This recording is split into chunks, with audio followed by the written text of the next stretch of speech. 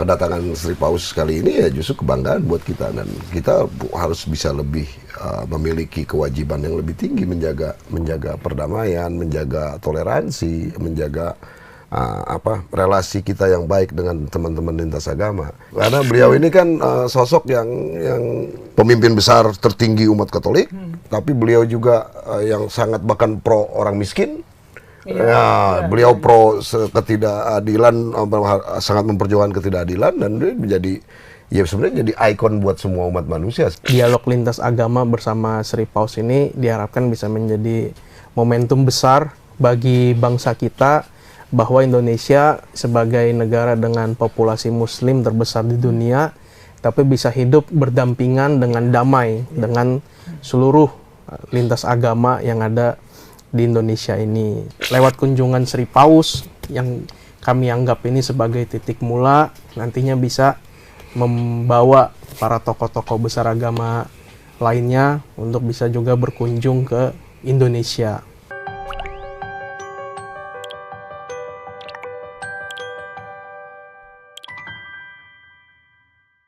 Selamat berjumpa kembali dengan saya, Domo Barita, Wakil Direktur Pemberitaan Tribun Network, Pemimpin Redaksi Warta Kota Network. Assalamualaikum warahmatullahi wabarakatuh.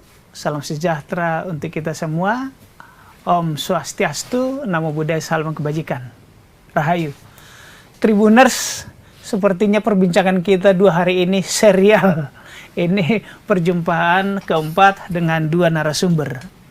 Topiknya masih seputar kehadiran pemimpin Gereja Katolik sedunia, yang juga tentu tokoh internasional, dan Kepala Negara Vatikan, Sri Paus Fransiskus. Beliau akan berkunjung ke Indonesia pada tanggal 3 sampai dengan 6 September. Nah, kita akan melanjutkan diskusi yang kemarin dengan teman-teman dari GV Ansor, Ormas Islam di bawah naungan NU, kemudian Pemuda Muhammadiyah, dan tadi Pemuda Katolik. Sekarang kita akan diskusi dengan teman-teman dari Buddha dan Konghucu. Berbahagia sekali siang ini sudah ada di tempat kami di studio Tribun di Palmera, Bung Erik Fernando. Jadi saya panggil saja Bung karena anak muda. Beliau adalah pelaksana harian Dewan Pimpinan Pusat Keluarga Cendekiawan Buddhis Indonesia atau KCBI, sayap organisasi Walubi. Ya, induknya kalau tadi Ansor, induknya PBNU, kalau ini induknya Walibu. Selamat siang, Bung Erik. Selamat siang, Bang Domo. Apa kabar? Kasih. Baik, Bang. Sehat selalu. Terima kasih. Kemudian Bung Kristan, Ketua Umum Generasi Muda Konghucu Indonesia, Gemaku. Selamat siang, Bung Kristan. Selamat siang, Bang Domo. Namanya kok aneh nih, Kristan. Boleh cerita soal nama ini? Ya, nama saya sebenarnya Kris, marganya Tan itu, Bang. Oh, Kris mestinya dipisah ya? Iya, ini gitu, kok Bang. menjadi satu? Iya, itu salah ketik aja dulu zaman itu. Zaman Biro Catatan Sipilnya itu cepatan mungkin, Bang. Baik, ya, baik. Dari Bung Kristan dulu. Ya. Kehadiran Paus ini kan secara emosional sebenarnya lebih dekat di teman-teman Katolik atau Kristen. Namun, apakah ini sudah setidaknya diketahui teman-teman di Konghucu, petinggi-petingginya, dan apalagi juga nanti tanggal 5, sehingga saya akan ada pertemuan lintas agama, lintas iman juga dengan Paus. Apakah kawan-kawan sudah mengerti bahwa pimpinan atau pemimpin umat Katolik sedunia akan datang ke Jakarta? Ya, kita sangat mengerti dan kita sangat turut bersuka cita. Saya pikir kita sangat ada euforia juga lah, karena kita juga kan ya teman-teman Konghucu juga ya familiar juga dengan dunia Katolik lah. Ya, saya pribadi aja misalnya saya sekolah di sekolah Katolik, Bang. Jadi kalau Sri Paus akan hadir, kita lihat beliau itu sosok yang humble, yang rendah hati dan segala macam, dan tentunya juga yang sangat komitmen dengan apa namanya isu-isu toleransi, isu-isu perdamaian. Kita justru teman-teman Konghucu saya bisa pastikan kita menyambut gembira, dan bahkan saya dengar di organisasi kami di Matakin, di Gemaku juga beberapa dari teman-teman diajakin tuh jadi ikut panitia kalau nggak salah untuk penyambutan nanti di acara kedatangan Sri Paus. Oh gitu. Jadi ya? kita sangat welcome, kita sangat happy, dan tentunya kita juga bisa banyak belajar, khususnya soal-soal tema-tema perdamaian tentunya, apa yang bisa kita ambil dan kita petik dari Sri Paus itu sendiri maupun dari semangat ajaran Katolik gitu Bang. Kalau yang saya pahami. Baik. Kalau di teman-teman Buddha gimana, Bung Erik? Ya, terima kasih Bang Domu. Kami di komunitas Buddha sangat bersukacita, gembira menyambut kedatangan Sri Paus. Beliau sebagai seorang pemimpin tertinggi dari umat Katolik sedunia dan juga kepala negara dari Vatikan ya, yang dimana Indonesia sudah menjalin hubungan diplomatik lama sekali dengan Vatikan. Tentunya kami sangat gembira juga dengan kedatangan Sri Paus. Di antara banyak negara sebetulnya yang ada di Asia Tenggara, Indonesia menjadi salah satu yang akan Sri Paus kunjungi. Tentu harapan kami kedatangan Sri Paus ke Indonesia ini juga bisa menjadi momentum bahwa Indonesia itu aman dan sangat layak untuk dikunjungi seluruh orang di dunia. Bahkan kalau Sri Paus sudah ke sini, harapannya kan nanti dari umat-umat di negara-negara lain juga bisa berkunjung. Termasuk juga ini menjadi satu momentum bagi umat Buddha, mengingat juga banyak tokoh-tokoh Buddhis di dunia yang nantinya juga setelah kedatangan Sri Paus ini mudah-mudahan bisa memicu para tokoh-tokoh agama lain untuk juga berkunjung ke Indonesia. Iya, baik. Bung Erik, masih saya lanjutkan dari situ. Dunia sebenarnya secara geopolitik tidak sedang baik-baik saja. Kita tahu Rusia dengan Ukraina berperang. Lalu di Timur Tengah bukan sebenarnya hanya Israel dengan Palestina, tetapi kawasan juga.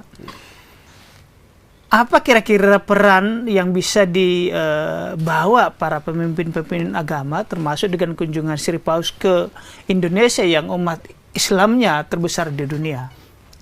Ya, terima kasih. Jadi kedatangan Sri Paus ke Indonesia ini bisa, kalau kita bilang ini menjadi titik mula, Bang, kalau menurut saya. Jadi titik mula dari toleransi yang ingin kita kembangkan dan ingin kita sebarluaskan ke seluruh dunia.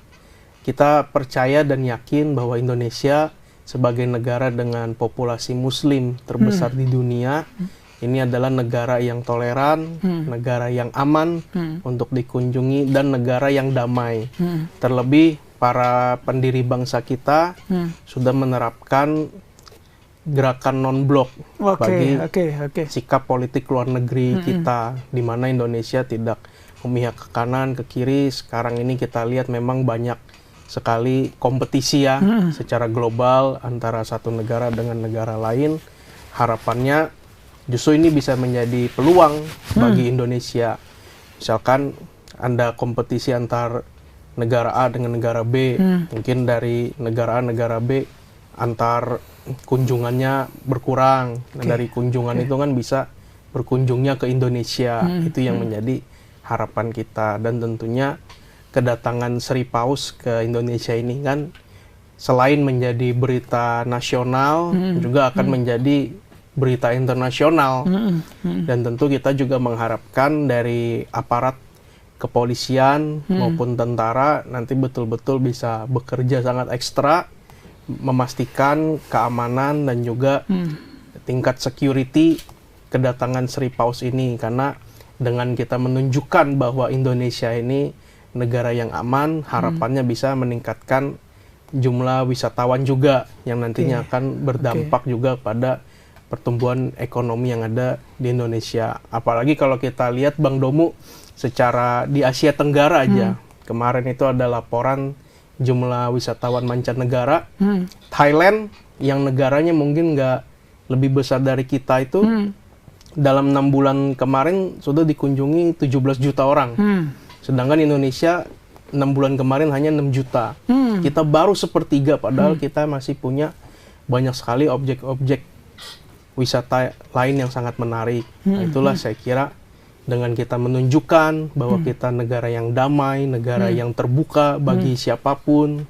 Nah, ini bisa menjadi satu titik mula bagi Indonesia untuk semakin maju dan semakin banyak lagi nanti dikunjungi oleh tokoh-tokoh besar dunia.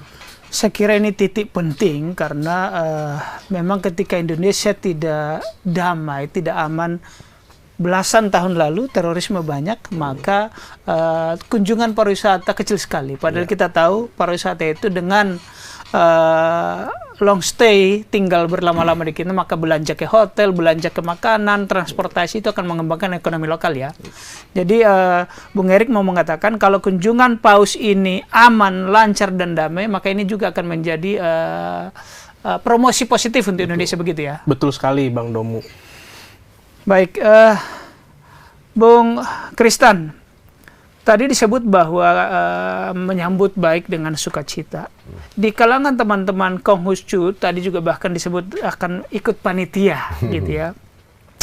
Ke internal apa yang bisa disampaikan ke umat teman-teman Konghucu makna dari kehadiran Paus ke Indonesia? Oh ya, saya pikir pertama bahwa ya mungkin menyambung dari yang Bung Erik sampaikan bahwa harus ada kebanggaan kita sebagai bangsa Indonesia sehingga menjadi satu destinasi yang diinginkan oleh Paus dikunjungi. Nah, berarti ada sesuatu yang menarik tuh di Indonesia. Salah satunya ya pasti kita akan sampaikan bahwa Indonesia termasuk negara atau sebuah komunitas bagian dari komunitas internasional yang bisa dijadikan indikator perdamaian, indikator kemajemukan, indikator persaudaraan sejati. Sehingga kita akan sampaikan mungkin ke umat bahwa kedatangan Sri Paus kali ini ya justru kebanggaan buat kita, dan kita harus bisa lebih memiliki kewajiban yang lebih tinggi menjaga perdamaian, menjaga toleransi, menjaga relasi kita yang baik dengan teman-teman lintas agama. Nah itu yang mungkin akan kita berikan semacam pernyataan terhadap umat-umat kita di kelenteng-kelenteng dan sebagainya. Nah selain itu juga Paus atau Sri Paus ini juga merupakan orang yang siapapun saya pikir ya mengagumi beliau, karena beliau ini kan sosok yang pemimpin besar tertinggi umat Katolik, tapi beliau juga yang sangat bahkan pro orang miskin. Beliau pro ketidakadilan, sangat memperjuangkan ketidakadilan, dan dia menjadi ya sebenarnya jadi ikon buat semua umat manusia, saya pikir. Itu kerennya ya, yang kita harus teladani dan jadi semacam paragon buat siapapun itu. Nah, sikap-sikap ini harusnya tentunya juga jadi semacam dorongan buat kita, khususnya saya juga kebetulan kan rohaniwan nih Bang Domu. Ya. Jadi saya juga pendeta Konghucu, cuma pendeta yang agak tanda petik termasuk pendeta yang agak terlalu gaul lah, jadi agak lain lah ya. Jadi ya kita akan bilang kita harus banyak belajar dengan teman-teman Katolik. Lihat mereka punya imam besarnya seperti apa. Kalau saya boleh pilih, pinjam istilah imam besar juga itu kan, kira-kira itu kan. Nah, kita harus contoh, kita harus jadikan teladan, kita harus bisa betul-betul memaknai hal-hal baik dan kita tiru, kita praktekkan juga di komunitas kita. Saya pikir itu yang bisa kita ambil. Baik. Saya dapat katakanlah perspektif baru, berbicara agama, tapi rentetannya jauh, kan? Kalau agama-agama atau lintas agama bisa meyakinkan umat, kita tahu Indonesia ada ratusan suku, ada ratusan agama, ada 6 agama yang resmi, belum lagi aliran-aliran kepercayaan gitu.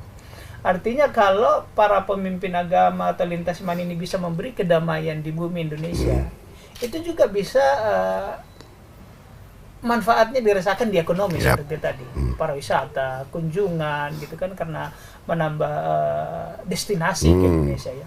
Nah, sekali lagi karena kita berbicara tentang keagamaan, apakah teman-teman baik dari Buddha atau Konghucu ada semacam membuat event, entah kerjasama dengan teman-teman Katolik terkait dengan kedatangan Paus ini?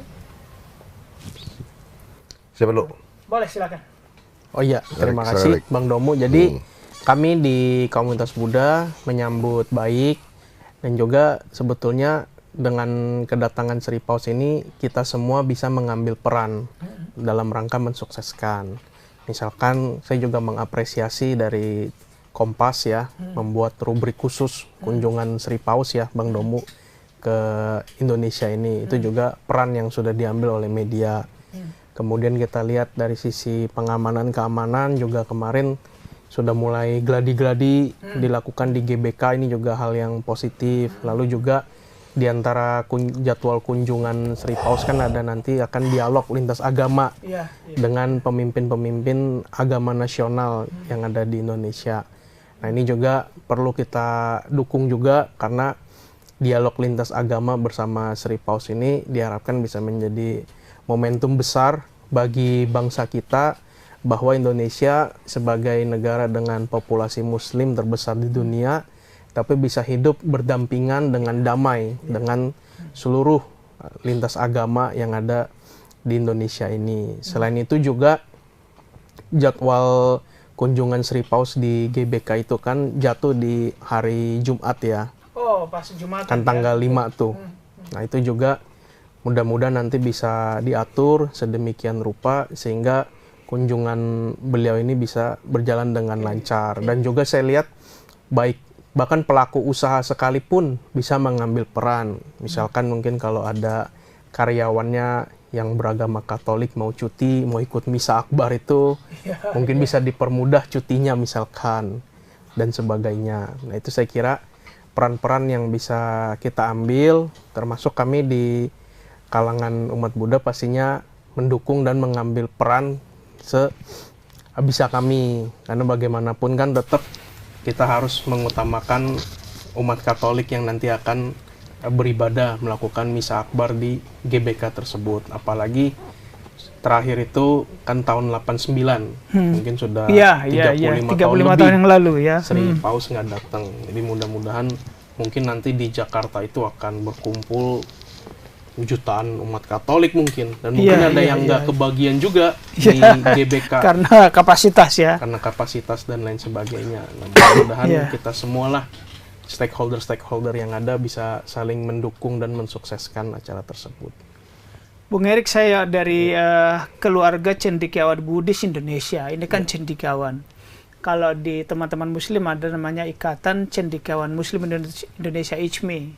Kalau Katolik, Ikatan Sarjana Katolik. Teman-teman Islam, Kristen Perkumpulan Intelektual Kristen Indonesia PIKI kalau nggak salah. Apakah teman-teman di lintas organisasi sarjana ini ada satu gerakan atau pertemuan atau kegiatan apapun?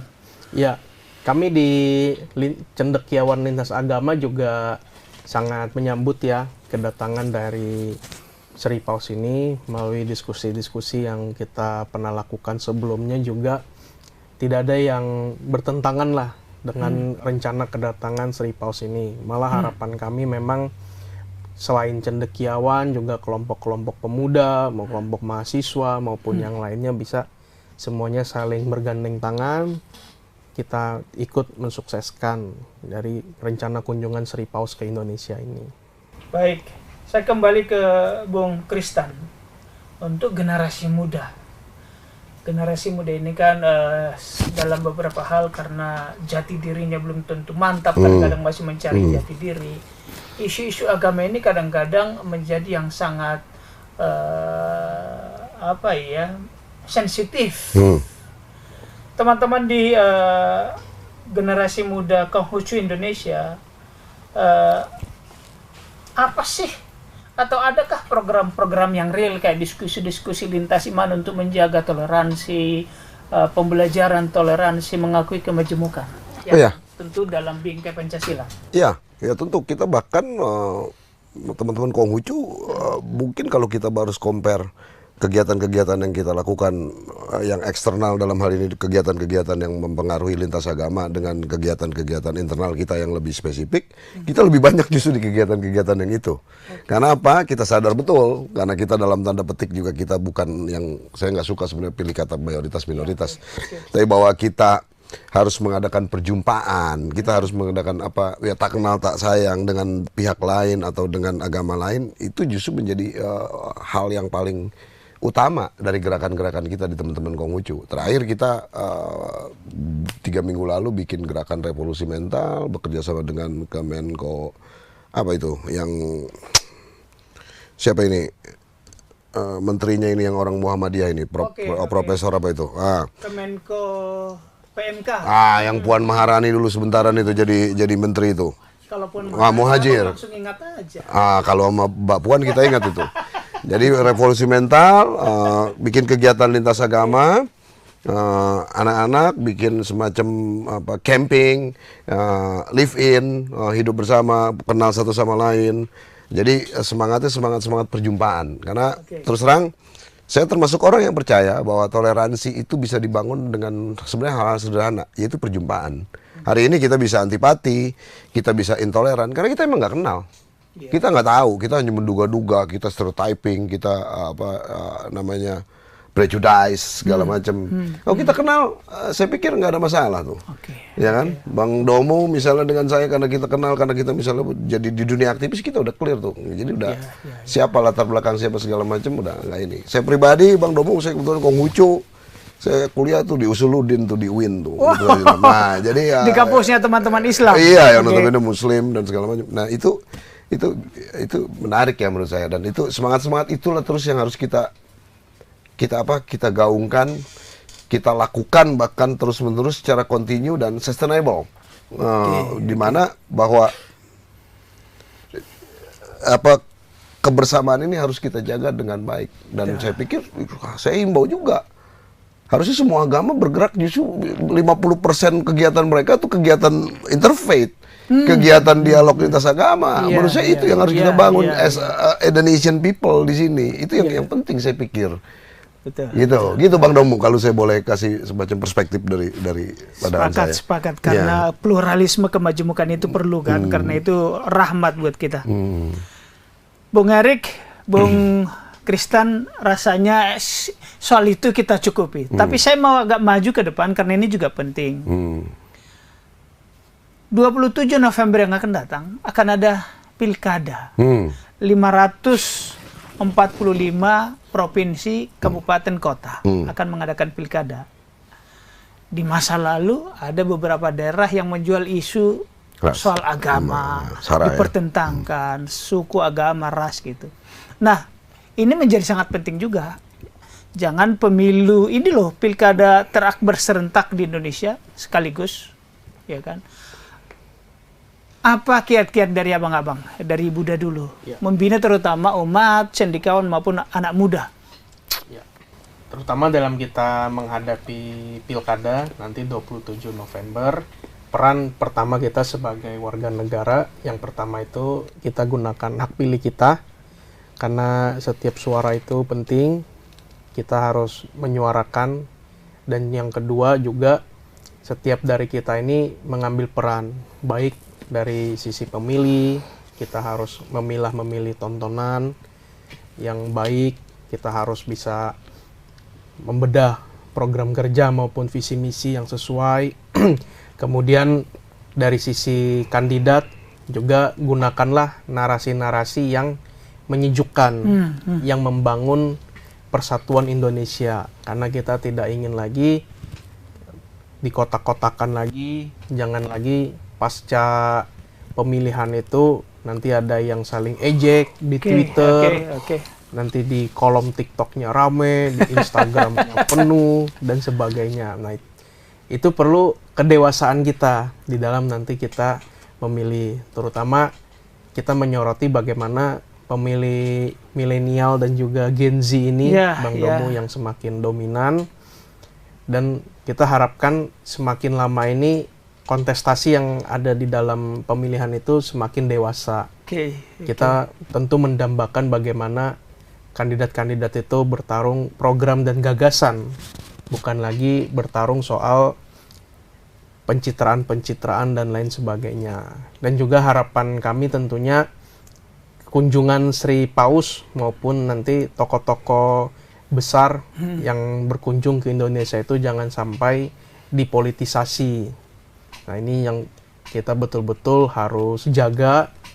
Jangan sampai kehadiran Sri Paus ini nanti malah digunakan untuk menggiring opini terhadap kandidat-kandidat tertentu. Nah, ini yang kita harapkan setiap pihak bisa bersikap secara dewasa. Itu Bung Domo.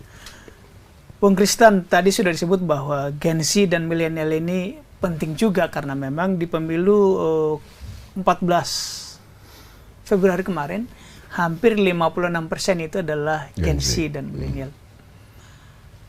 Apa yang kira-kira dilakukan? Karena beliau tadi saya lihat agak animo betul bicara politik.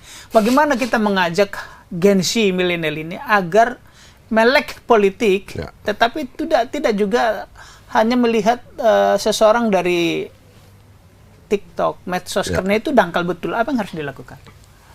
Ya, pertama saya sih menghimbau, terus terang saya sebagai Ketua Umum Generasi Muda Konghucu, saya sering kali sampaikan bukan urusan politik, karena dalam memilih itu sebenarnya kita memilih orang yang akan menentukan nasib kita 5 tahun ke depan. Nah, saya selalu sampaikan itu. Jadi you nggak boleh salah pilih. Kalau you salah pilih, nasib you akan tergantung tuh. Bayangin kalau you salah pilih presiden untuk 5 tahun ke depan, itu akan bernasib pada you punya toko kelontong tuh misalnya. Kenapa? Karena kalau presiden tersebut naikin BBM, dia akan punya efek domino tuh. Dan itu bisa nasib kita tergantung itu. Karena saya sampaikan itu sama teman-teman kita di Konghucu, khususnya di komunitas kami. Ya terus juga kita, saya juga tapi muak sama fenomena yang kemarin mau kota kosong, DPR, segala macam mau kerjain ini, mau apa namanya, mau amputasi hak-hak kita untuk milih akhirnya, tapi ternyata Gen Z juga tuh yang ngamuk-ngamuk di di medsos segala macam dan turun ternyata ke jalan, ya kalah juga tuh DPR. Dan DPR seolah-olah dia bangga tuh dia batalin, padahal kalau nggak ditegur sama kita demo ya nggak batal tuh barang, kan begitu Bang Domo. Ya jadi saya selalu sampaikan bahwa ya harus melek politik, harus tahu betul, dan kita jangan sampai ditipu karena hari ini populisme itu juga bahaya buat kita. Orang cuman karena dia ngefans sama sesuatu, jadi seolah-olah orang itu nggak bisa disimak dengan baik plus minusnya. Pokoknya dia seolah-olah dewa yang turun dari langit, nggak pernah salah. Itu terjadi sama kita hari ini di kalangan masyarakat kita di Gen Z misalnya. Mentang-mentang dia ngefans, lalu nggak ada salahnya tuh orang, padahal banyak salahnya juga. Nah kita harus misalnya di teman-teman Konghucu saya selalu sampaikan bahwa penting sekali kita bisa memaknai mana baik dan mana buruk. Kita harus punya kemampuan menganalisa, khususnya dalam memilih yang tadi saya sampaikan, menentukan nasib kita 5 tahun ke depan. Ya bahkan secara kasar, kalau harus bandit yang kita pilih, ya mending jangan kita pilih. Karena hari ini terus terang kita lucu juga. Saya termasuk orang yang kecewa besar, kecewa berat sama negara ini hari ini. Kenapa khususnya itu? dengan sistem politik yang ada hari ini. Dengan nggak ada sistem meritokrasi. Kalau you teman presiden, you bisa jadi apa aja tuh. Nggak bisa, percuma jadi nanti Bang Domo Erik Kristan pinter ini. Belum tentu bisa jadi pejabat. Nah, ini juga harus kita kenal. Saya pikir berarti udah kembali kayak KKN 98 dong, korupsi, nepotisme, kolusi. Betul dong, kan tugas kita agamawan, walaupun kita para pemuda kan menyampaikan ini pada masyarakat. Iya kan? Nah, jangan sampai kita harus kawalin dengan baik-baik demokrasi yang hari ini, demokrasi yang populisme yang hari ini misalnya kurang baik, kita harus kawal jangan sampai begitu. Jangan sampai terjadi besok ya kalau you bukan anak si A dan si B, you nggak bisa jadi pejabat. Nah, itu menyedihkan. Bang Domo mungkin aktivis 98 lebih paham lagi soal itu, ya kan? Nah, bagaimana kita itu bahwa demokrasi itu kan keadilan gitu loh, ya kan? Jadi siapapun you anak siapa, darah you mau biru, merah, kuning, biru nggak ada urusan. Nah, kalau you punya kualifikasi, you bisa maju. Hari ini terus terang kita bisa lihat fenomenanya degradasi nih barang. You nggak perlu pinter. Kalau you ponakan si A, kalau you anak si A, anak si B, you bisa jadi tuh. Nah ini yang saya pikir. Saya sih terus terang saya akan gaungkan ini. Ya tapi kan di Konghucu itu selalu terkenal ada gium begini. Berhentilah mengutuk kegelapan tuh. Nyalain aja lilin kita. Tapi lilin kita harus tetap nyala. Dan ini harus kita gaungkan. Persoalan ini misalnya targetnya belum bisa dicapai, itu bukan soal. Tapi bahwa ini perjuangan. Dan ini harus kita terus sadarkan orang-orang yang ini, yang betul-betul paham soal ini, dan ini bisa bahaya buat negeri kita di masa yang akan datang.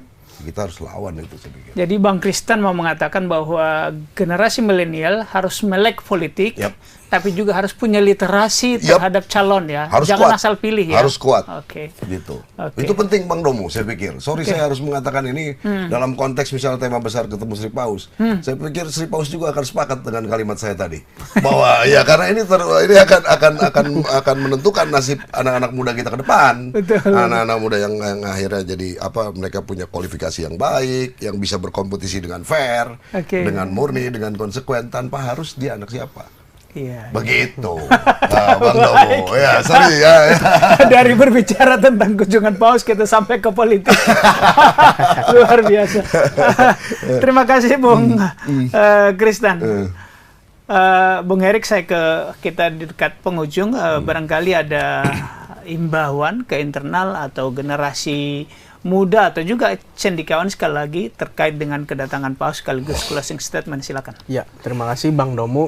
Jadi teman-teman Buddhis se-Indonesia, kami di KCBI, Keluarga Cendekiawan Buddhis Indonesia, kebetulan di bulan September juga, tanggal 26 sampai 29 September itu akan mengadakan Musyawarah Pesamuan Nasional Munas. Kebetulan saya ketua panitianya, Bang Domo. Nah, kami mengharapkan nanti pasca kunjungan Sri Paus ke Indonesia ini bisa juga menjadi tema-tema di dalam diskusi kita dalam Munas nanti. Tentunya diharapkan para cendekiawan, para akademisi, sivitas akademika, nanti kita bisa saling berdiskusi, bertukar pikiran, dan juga diharapkan melalui dialog-dialog di dalam cendekiawan Buddhis ini nanti memiliki dampak yang besar. Karena seperti rekan saya ini, senior saya Bang Kristen kan dosen. Sekali dia ngomong itu kan efeknya ke para mahasiswa langsung berlipat. Getarannya kuat. Getarannya kuat. Punya efek domino kalau Bang Kristen bilang. Nah, jadi dari kunjungan Sri Paus tentu ini juga akan menjadi salah satu pasca kunjungannya ya, bagaimana topik-topik ini bisa kita diskusikan dan dialogkan di dalam Munas KCBI nanti. Tentunya kami berharap kepada pemerintah Indonesia juga, selain kedatangan Sri Paus ke Indonesia ini, kita juga nanti bisa menghadirkan, mengundang tokoh-tokoh besar agama lainnya untuk turut berkunjung ke Indonesia. Baik. Terlebih kami di Cendekiawan Buddhis, kita kan di Indonesia ini ada warisan budaya dunia yang sangat luar biasa, yaitu Candi Borobudur. Ya. Di mana pemerintah tahun 2022 sudah mencanangkan Borobudur sebagai pusat ibadah umat Buddha Indonesia, bahkan sedunia. Nah, bagaimana cara kita betul-betul mengejawantahkan rencana tersebut? Tentunya dengan menghadirkan para pemimpin-pemimpin Buddhis besar dunia lainnya untuk juga bisa berkunjung ke negara kita. Tentunya lewat kunjungan Sri Paus yang kami anggap ini sebagai titik mula, nantinya bisa membawa para tokoh-tokoh besar agama lainnya untuk bisa juga berkunjung ke Indonesia. Baik. Mungkin itu dari saya, Bang Domo. Terima kasih. Baik. Bung Kristen, ini sama dengan ke Bung Erik, closing statement, tapi saya kaitkan dengan, karena tadi juga disinggung bahwa tahun 2019 Paus dengan imam besar Imam Agung Al-Azhar di Ahmad El-Tayeb menandatangani dokumen Abu Dhabi mengenai tentang persaudaraan manusia untuk perdamaian dunia dan hidup berdampingan. Konteks ini di teman-teman Konghucu dan Indonesia sekaligus penutup, silakan. Ya, saya berharap Papa Fransiskus selalu dalam keadaan sehat. Semoga nanti ketika beliau ke Indonesia, beliau dapat dengan lancar dan semua agenda beliau bisa dipenuhi dengan baik. Saya juga bermimpi sebenarnya sedikit. Saya membayangkan tuh Papa Fransiskus tuh datang ke seluruh tempat ibadah yang ada di Indonesia tuh. Nah, menurut saya itu keren tuh kalau mungkin didengar oleh salah satu panitia atau apa. Menurut saya keren ya, cakep. Dan juga termasuk teman-teman yang misalnya hari ini punya hak-hak keberagamaannya, hak-hak mereka beribadahnya itu masih belum dipenuhi dengan maksimal, entah itu oleh negara, entah itu birokrasi. Karena Papa Fransiskus itu not only belong to Catholic, tapi saya pikir beliau itu udah belong to everybody tuh. Apapun agamanya, apapun sukunya. Beliau itu sosok yang memang yang kita katakan orang yang sangat peduli soal itu, dan itu tidak bisa diragukan lagi ya. Nah, itu pertama harapan saya. Lalu misalnya tadi terkait apa Bang Demu, Abu Dhabi dokumen. Dokumen. Ya, saya termasuk orang yang percaya Tuhan itu nggak pernah setuju kita sama tuh. Tuhan tidak pernah setuju kita sama, artinya homogen. Asal usul kita, pilihan agama kita, status kita. Ya karena Tuhan itu sebenarnya kan maha kuasa. Kita sepakat soal itu kebenaran absolut. Kalau Tuhan mau kita sama, agamanya sama, Katolik semua, selesai tuh. Kalau kita mau semua jadi kulitnya putih semua, selesai. Tapi masalahnya Tuhan nggak mau itu. Dan tidak indah kalau putih semua. Tidak, Tuhan memang nggak pernah setuju kita sama, maka dia huruf besar buat kita beda-beda tuh. Ini kan dalam rangka kita mengatur seni perbedaan itu tuh. Ya, dan saya pikir itu, dan semangat brotherhood kita, semangat persaudaraan kita, bahwa kita ini sama-sama penghuni bumi. Hari ini terus terang saya termasuk agamawan yang paling concern soal isu global warming. Terakhir saya baca di Seoul itu pun pisang itu udah bisa tumbuh tuh. Dulu orang Seoul itu karena dia bagian dari negara yang dingin, dia nggak bisa tuh pohon pisang tumbuh. Tapi hari ini di kota Seoul itu pohon pisang bisa tumbuh dan berbuah tuh. Itu menunjukkan menurut para ahli botani ada pemanasan global. Gitu. Dan Paus juga saya pikir saya berharap Papa Fransiskus menggunakan isu ini karena bumi ini milik kita semua. Maka kita juga harus sekolah konsesi tambang tuh para pembina. Yang diberi ke ormas harus ditolak. Ormas keagamaan, aduh itu kacau juga tuh. Jadi bahwa bumi ini milik kita semua, entah itu soal kita nanti persaudaraan kita, kebersamaan kita, baik juga isinya, baik juga soal cuacanya, iklimnya dan sebagainya, itu kita harus jaga semua. Nah, saya pikir teman-teman Katolik sangat concern soal itu, teman-teman agama lain pun sangat concern soal itu. Nah, isu-isu itu yang mungkin nanti ke depan tidak hanya seremonial gitu, tapi harus ada gerakan pasca Paus balik lagi misalnya ke Vatikan, ada gerakan yang sustainable, yang minimal harus dikawal oleh teman-teman Katolik, ya kan, tapi melibatkan semua lintas agama. Melakukan apa? Entah mau penanaman pohon atau apa, nanti suatu saat kalau Papa Fransiskus datang lagi, dia lihat tuh pohonnya segi apa tuh. Jadi ada indikator dan ada ukuran. Saya pikir gerakan-gerakan yang kayak gitu yang harus kita ini. Jangan kita terjebak dengan gerakan-gerakan seremonial, tapi yang efeknya justru cuma efek sementara. Baik. Saya pikir itu. Baik. Terima kasih perbincangan hangat. Kalau nggak kita stop ini melanggar waktu ini, saking serunya. Terima kasih Tribuners, itu bintang-bintang kita hari ini.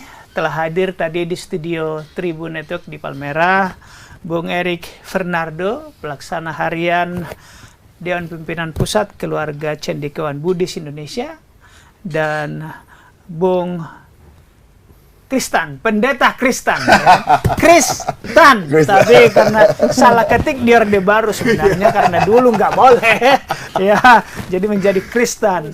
Ketua Umum Generasi Muda Konghucu Indonesia. Terima kasih Abang berdua. Tribuners, terima kasih. Sampai jumpa kembali di lain waktu. Saya Domo Ambarita, Wakil Direktur Pemberitaan Tribun Network, pemimpin redaksi Warta Kota, pamit undur diri. Assalamualaikum warahmatullahi wabarakatuh. Salam sejahtera untuk kita sekalian. Om Santi, Santi, Santi Om. Terima kasih. Download Tribun X sekarang. Menghadirkan lokal menjadi Indonesia.